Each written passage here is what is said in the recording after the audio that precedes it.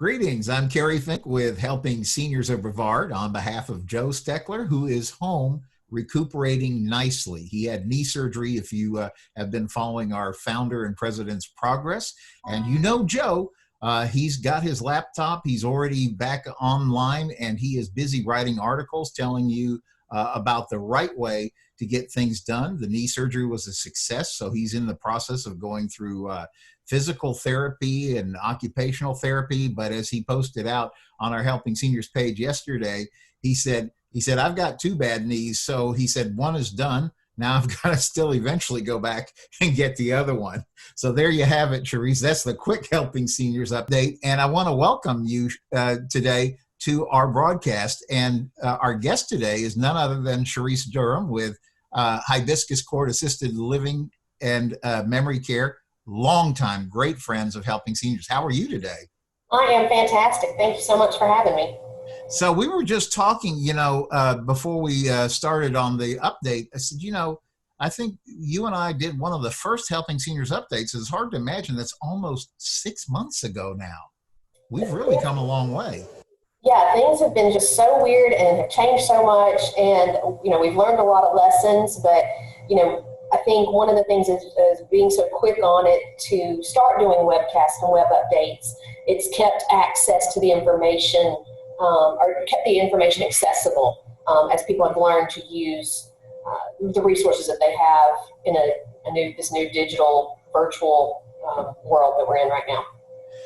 And the thing that is encouraging to me, and you see it really from inside, because there you are, you're working with everybody at Hibiscus Court and Assisted Living, and you guys are like really on the front lines of it. But I am encouraged when I've talked to all the different people connected with Helping Seniors, and I'm talking about both from from living facility kind of locations, but even to people who are going in and out of seniors' homes.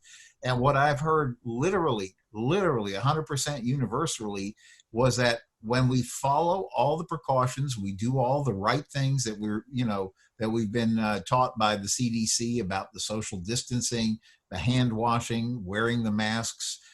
Don't go out if you have any kind of a sick thing going on or anything like that. It really seems that we've been able to stay ahead of everything on the COVID side.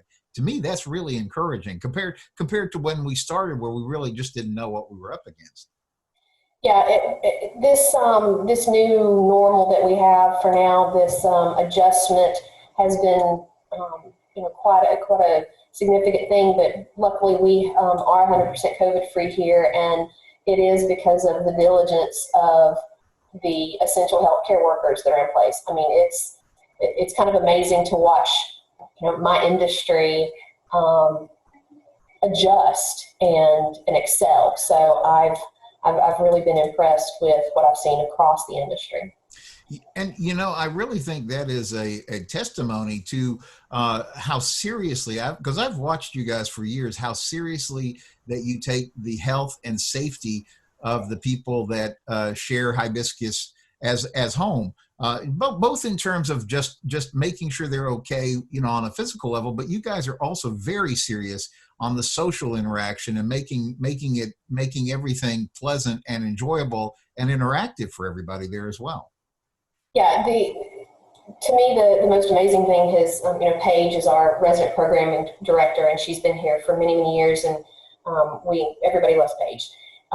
The way that she has adjusted, we have done big events in the past. Every Friday we have a Friday Fest. We have live music twice a week, things like that. And with our big parties, we can't do that with social distancing. But she has been very creative, and the whole team has helped out with doing these rolling cart parties. So we've dressed up in pineapple costumes. We've had a flamingo deliver mail. We've loaded a cart with a whole ice cream 50s soda shop party and rolled it through the community on a regular basis, weekly, if not more than that. So just the adjustment on how we've been able to keep spirits up. And we joke around here that we're already in a little bit of a, we call it hashtag hibiscus happy. And we've already been in kind of a bubble. So we're still a little hibiscus happy around here. But the way it has evolved and everything we've been able to do, and our families have been involved virtually. They'll attend some of our events, and we'll be able to show them what's going on, and they'll see their loved one interact. So that's been a lot of fun. And I was going to tell you, last week on the Helping Seniors radio show, which we do actually every Wednesday, 12 noon, like today, our guest is going to be Bill Johnson, who's a board certified elder law attorney. So we're going to be talking about some legal stuff today on the radio. But last week, our guest was Jennifer Helen of Seniors Helping Seniors, and also Dr. Kevin Kilday, who's he has holistic health centers.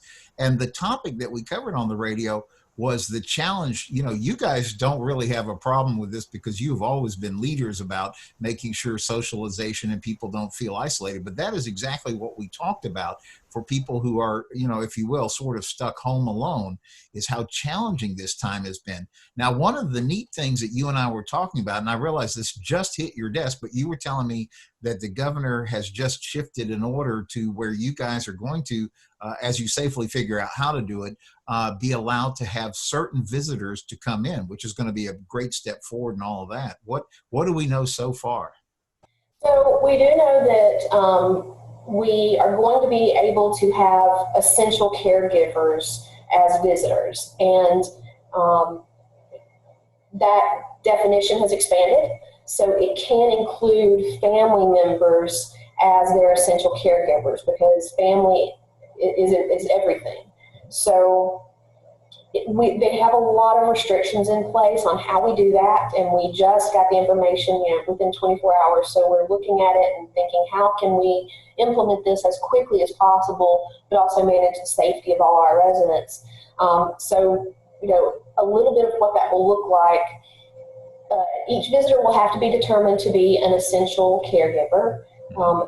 The community itself has to have a very clean record, no new COVID in 14 days, no symptoms in 14 days. Like, there's some parameters where some communities or some long-term care facilities are not going to be able to implement this quickly because they still have active cases. So we want patience with families on that. We do not, so that's not something we'll have to deal with right now.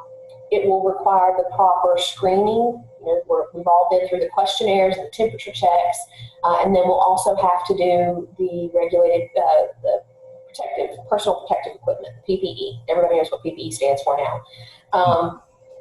And then there are other limitations. How many visitors we can have in the building. We'll have to schedule them. We'll have to monitor them. Because, the number one thing everybody wants to do is come in and hug their loved one. And while that would be great, it might not be the safest thing in the world. We just have to figure out what these new regulations, how to implement them. And so hopefully, today we'll have a big meeting within our entire company, risk management, all of these professionals that have kept our residents safe so far, and they will have a plan to implement this as quickly as possible and follow all those guidelines. But it isn't an open door policy. It is very specific to essential caregivers. There are still a lot of restrictions as far as the number, the schedule, and what you have to do is follow those steps of a visit. And it is a community-wide thing. So, for instance, a long-term care facility that has COVID cases cannot implement this yet. If it is a long-term care facility where the hospital that they are associated with, that they would send someone to, if that's at capacity and can't handle new cases, then that community, no fault of their own, if that hospital is in that situation, they can't have these restrictions eased. So there's a lot to it, and we'll have to just really look at it today and figure it out. But I expect that plans will roll out very quickly with that.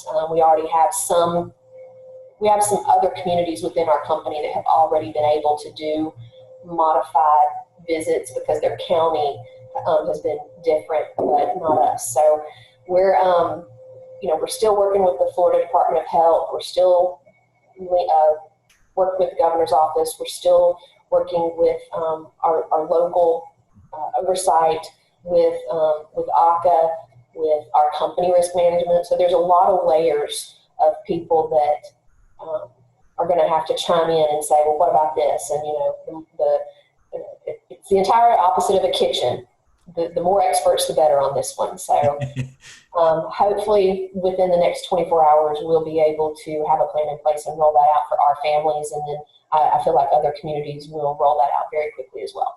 Yeah. And that's, by the way, when we were laughing at the beginning of Helping Seniors Update, and we were talking about, literally, it's not the first, you were probably one of the very first Helping Seniors Updates that we did. And we were talking about how much we've learned along these 6 months toward this. And so the thing that I think of, at least from my perspective in the Helping Seniors side, is I keep hearing that if we can just not let down our guard, if we continue to take all those CDC precautions carefully and we pay attention to them, we just don't say, it's over, we'll throw it out the window or whatever. But if we keep that, and maybe like you and I were talking about, maybe there's some silver linings that have come out of all this that we've all been through together. Like we were talking about, I love the joke that you were making about, now we've all learned how to wash our hands. What can we learn next? It's great. Yeah. Let's go to shapes and numbers next. It's just, it's been an amazing transformation industry-wide. I'm really proud of my industry. I'm really proud of the essential care workers. We have seen, it's become commonplace. Heroes work here, but truly it's nice to see a shift in how appreciated these CNAs and housekeepers and maintenance and activities, these people that do this and have been doing it for years successfully, and the recognition that they're now receiving for the heroic work that they do with seniors. That's good. That is one thing. I do think this has also flipped the script. The people that we used to look up to, maybe big stars of some kind, sports athletes, music stars, or things like that. And it really seems like finally the people that have quietly labored but kept everything moving along are finally getting the recognition and attention that they deserve, because as without everybody doing this part of the work, it all kind of stops. And so you guys have really done a great job with that. So as we talk about Helping Seniors Update, the other thing that we wanted to get onto the record for today was we want to talk about the Helping Seniors Car Raffle. And as we were also talking about before we rolled camera, this is the more fun part, but it's also very, very essential. I was telling you a story of a case that Kim has been in the middle of. It's literally, I may have some of the facts not exactly correct, but you'll follow the gist of the story. It's like literally a 90-year-old lady who is in charge of a son who is 69 years old, but with disabilities, can't really take care of himself properly. So you have a 90-year-old lady, give or take, trying to take care of an almost 70-year-old son who, guess what? In the middle of all this, gets eviction notice for the end of the month.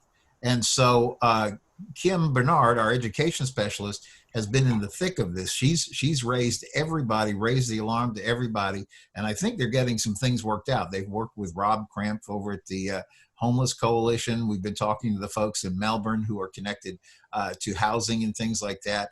And she has really left no stone unturned in terms of trying to make sure that, a 90-year-old mother with a 70-year-old son who can't quite take care of himself don't have to become homeless in the middle of a pandemic. How unbelievable is a situation like that?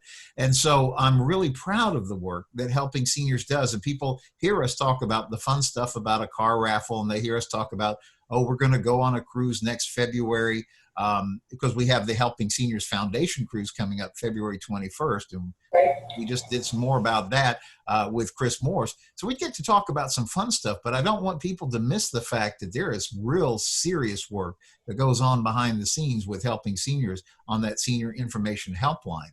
And so when you support the work of Helping Seniors, you are in fact helping the county's only senior information helpline stay operational. And we've helped something now like 3,300 families free of charge in Brevard County. And people say, oh, is this like a referral line? Say, no, we work hand in hand with referral lines, but we're actually more on the case level because just in the case that I was just telling you about, I can tell you there have been dozens of calls, dozens of emails back and forth every day trying to make sure that we keep this family safe.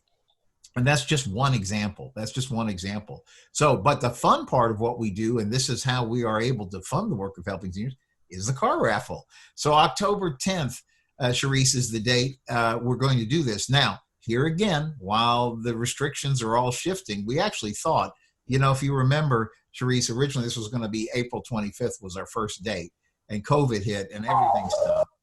So we ended up saying, let's pick a date. And first we were saying, well, let's pick a date in the summer. And then we said, oh no, let's pick a date that we're sure is going to be okay. And we pulled October 10th. And so here we are, we're getting close to October 10th, and the governor's restrictions still only allow a gathering of 50 people. So we are going to have the car raffle. So let me explain this because I just want everybody to get this right. October 10th is the car raffle. Somebody's going to pick up keys to that new car of their choice, a 2020 Chevrolet Camaro, 2020 Mazda Miata convertible, 2020 Kia Sportage, or a 2020 Dodge Challenger. But we're not going to be able to have a crowd at the museum. So we are instead going to bring it on as a broadcast. So it's going to be Facebook Live. It's going to be YouTube Live. It's going to be filled with fun, celebrities, just a great tour of the museum.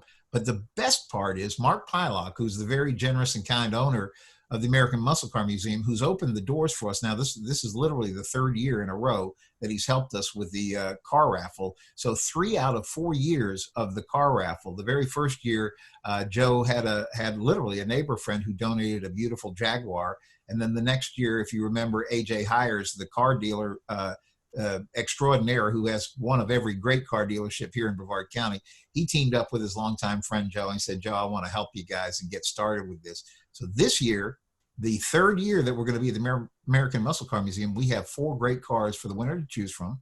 We're going to do the event Facebook Live and YouTube.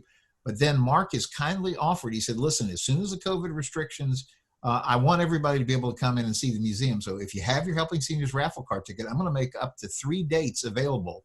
Can't tell you what they are because we don't know when the restrictions are lifted.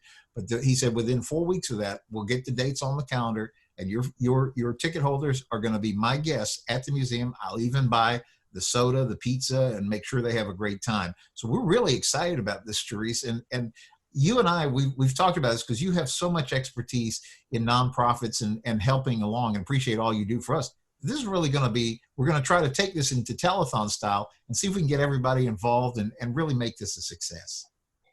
I think, one of the things that I've learned about Helping Seniors of Brevard and the car raffle is, we get excited, like you just said, about the car raffle, and it's a great evolution of the event, how it's gone from, this one car to this big event, and then also not just the big event, but the choice of cars. Like, that's a huge evolution in a short time.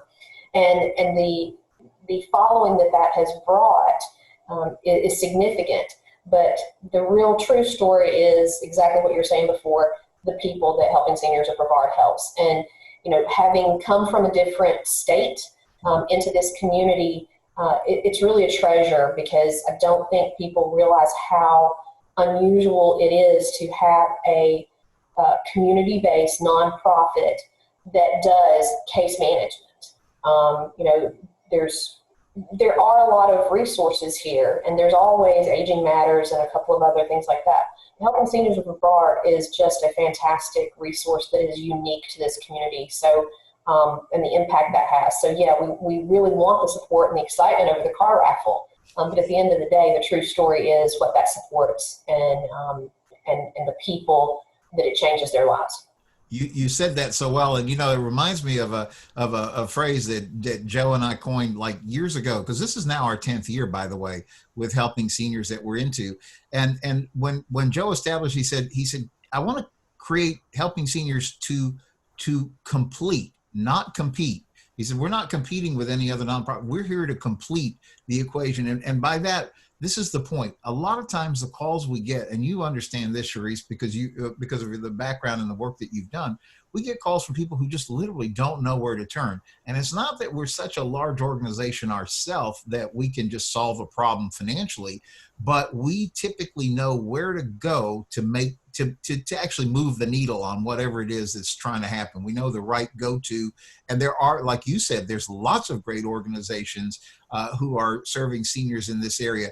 But if you don't know a program exists, or if you don't know how to access it, it's not going to do you any good. And that's really where I always call us the little engine that could. Somehow this little tiny organization has really been able to make a difference. But we're going to make a difference with the car raffle too, I hope, because that's going to be a lot of fun. In fact, I was telling you, we're going to be out filming cars today. We get to go to AJ Heyer's magnificent dealerships. He's got a Dodge Chrysler Jeep store in Merritt Island.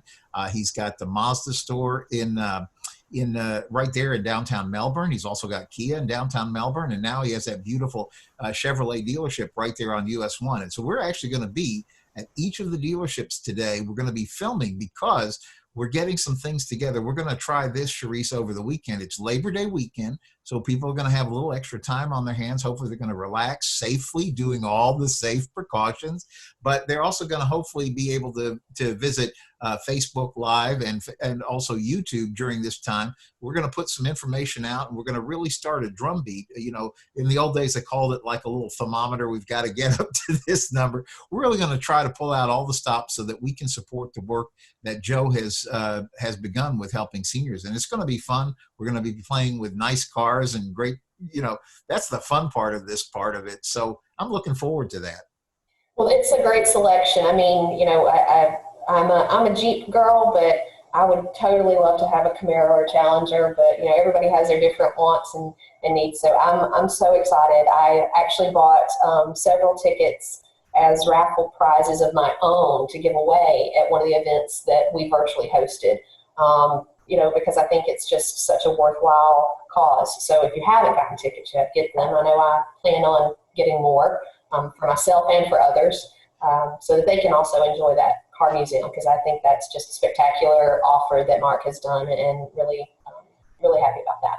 Yeah, no, thank you for doing that, and also thank you for mentioning that, because that's one of the things that Joe just did a remailing campaign out to the donor base for helping seniors. He said, guys, I hate to kind of come back to you. He said, normally this time of year I come back and I talk about our annual fund, but this isn't a normal year. He said, so really what I'm asking you to do right now is buy the raffle tickets and help us make our goal for that. And that is kind of our annual fund drive for the year, so that we're in strong position going into 2021. And I was just laughing when you said you really like the Jeep, because I don't know if you knew this story, but I think it was 2 years ago, AJ kindly, out of his personal collection. Now, AJ is a car collector. He's got a car collection that's actually worth bragging about too. But he has this beautiful 1951 Ford, and he took Joe. He said, Joe, I want to give you a car that you guys can use for a fundraiser out of my collection. And Joe said, we don't have the money to buy a car like that.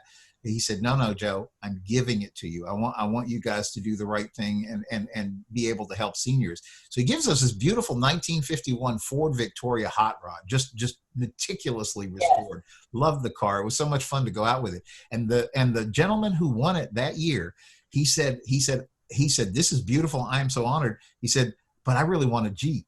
And so guess what? He and AJ sat down. AJ took the 51 Ford back. The guy went out with a Jeep, and everybody went home happy. So it was really like the best of the best. So you never know, Charisse, if they pull your ticket, you still have a Jeep. I'm buying tickets left and right, and encouraging others to do so as well. I mean, like you said, it hasn't been a normal year. I mean, it hasn't been a normal year, but hey, I got a new car. It would be a really great way to wrap up 2020. Like, not a normal year, but here's my new car. So that's what I'm hoping for.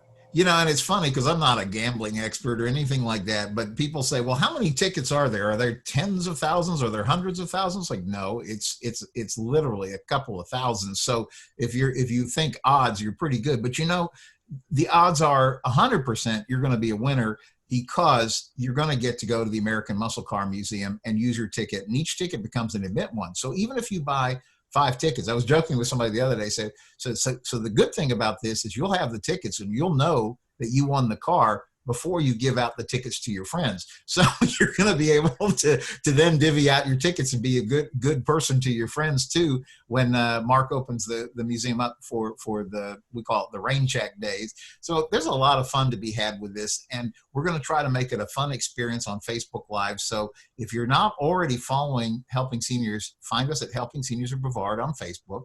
Find us at Helping Seniors of Brevard on YouTube, or you can just get your tickets directly at helpingseniors.carraffle.com, helpingseniors.carraffle.com. And Charisse, before we wind up today, I do want to ask you, if you wouldn't mind, share also contact information for Hibiscus Court, because we've talked about this before. Even as the pandemic has rolled along, stuff is still happening. People are needing to find a good solution for assisted living or memory care, and they need to know how to get in touch with Hibiscus Court. You guys are such a great location. You have, I think I just saw where you put out 22 years now, you guys.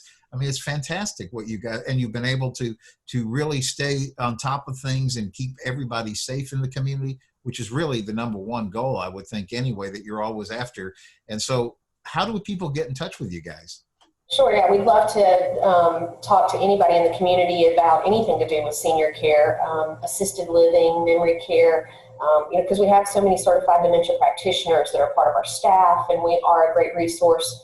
When the world opens up, we also will launch our health and wellness library that we've installed during this time. But they can call us at 321 290-1050, or they can always just email us as well at hibiscuscourt@slm.net, as in Senior Living Management. So I will say on that note that we have had new residents quite a bit. We're always at a brush with 100% occupancy. And what we have learned is there are a lot of seniors that have been very isolated at home, and the option of assisted living or the need for memory care because their caregivers are so stressed is still a very active thing. I mean, nobody window shops assisted living or senior care. When you need it, or you probably already need it.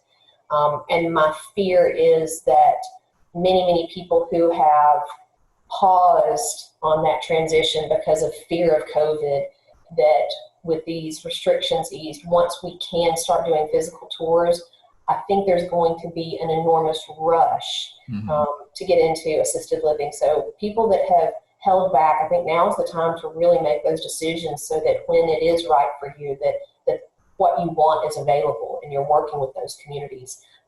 Because our residents, in fact, have been safer than seniors in the community. We've kept COVID out. So very happy about that. And again, they can just give us a call, 321-290-1050, and we'll be happy to help answer any questions or help guide.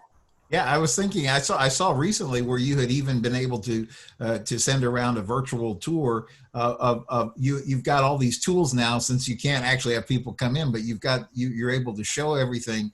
And so it's good to know that you guys are on point and ready to assist folks and get them that information. So by all means, make sure that you do check that out at Hibiscus Court Assisted Living and Memory Care. And Charisse, thank you so much for taking time out of your day today to help us with this. Maybe we'll see you out at one of the car efforts this afternoon. We're going to try to, like I said, we're going to be getting stuff ready for the Labor Day Helping Seniors Car Raffle push, and we're going to have fun with that. And so we look forward to seeing you on Friday as we get the Labor Day weekend kicked off. So until then, on behalf of Joe Steckler, Kim Bernard, the whole Helping Seniors team, thank you, Charisse, and thank you, viewer, for tuning in. We will see you on Friday.